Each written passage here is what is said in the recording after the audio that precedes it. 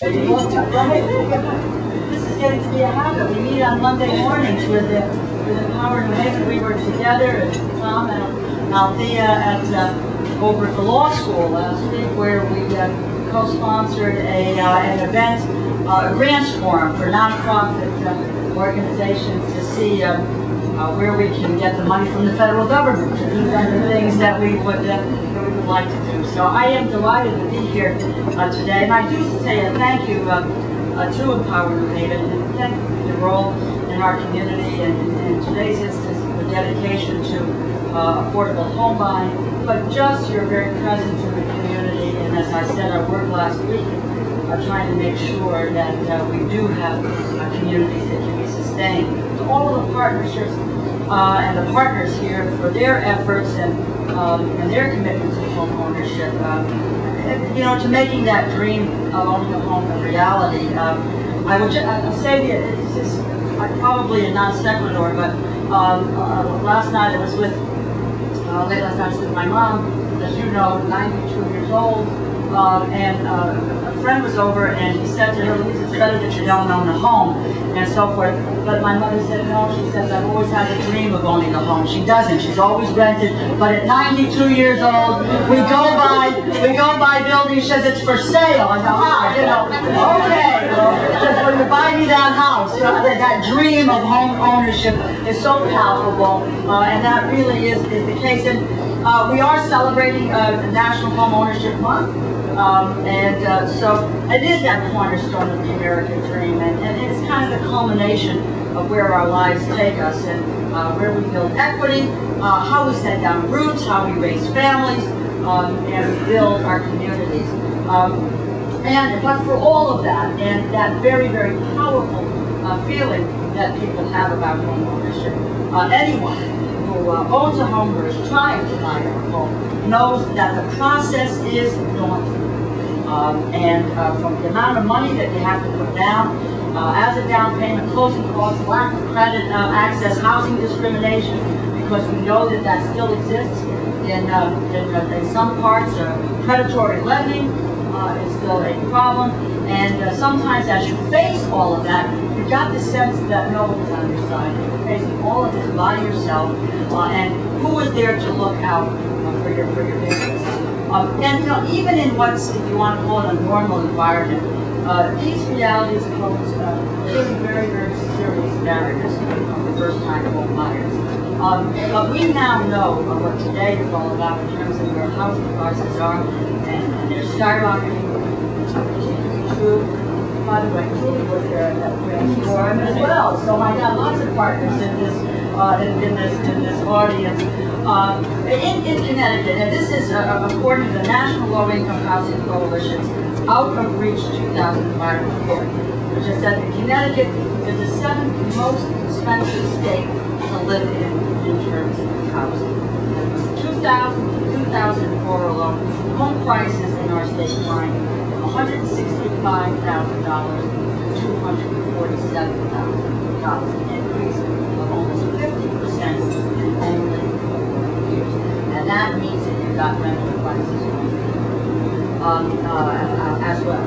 A household today needs to earn more than $40,000 per year just to afford a two-bedroom apartment, which costs on average over $1,000 a month. The economic impact of the crisis is clear. According to Workforce Alliance, 200,000 young people have left Connecticut over the past 10 years, and it's estimated for every 10% that Connecticut housing prices exceed that national average, the state loses 1,900 jobs. So the effort here is so critically important.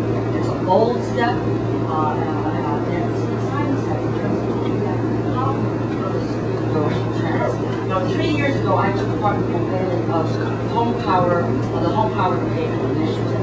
That offered classes, workshops to families that were looking to acquire home finance skills, as well as helping families to save money without paying closing costs. As a result of that effort, more than 200 families have realized the dream of owning their own home. Families who otherwise would not have that chance. So the My Homepower gives them that chance, takes the next step, tears down another barrier to home ownership in our community. You know the facts. It's up to $10,000 in support of eliminating the monthly long-term expense of private mortgage insurance.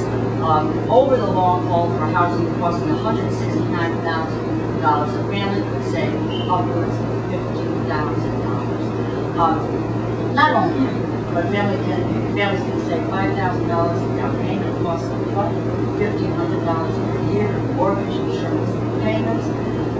What the program does is lowers the income threshold for prospective owners who want to own a home.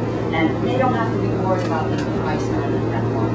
And I want to make one more point about this program, which has the relationship with the federal government. And what's remarkable is that these efforts are being made available during the time when the federal commitment has been scaled down.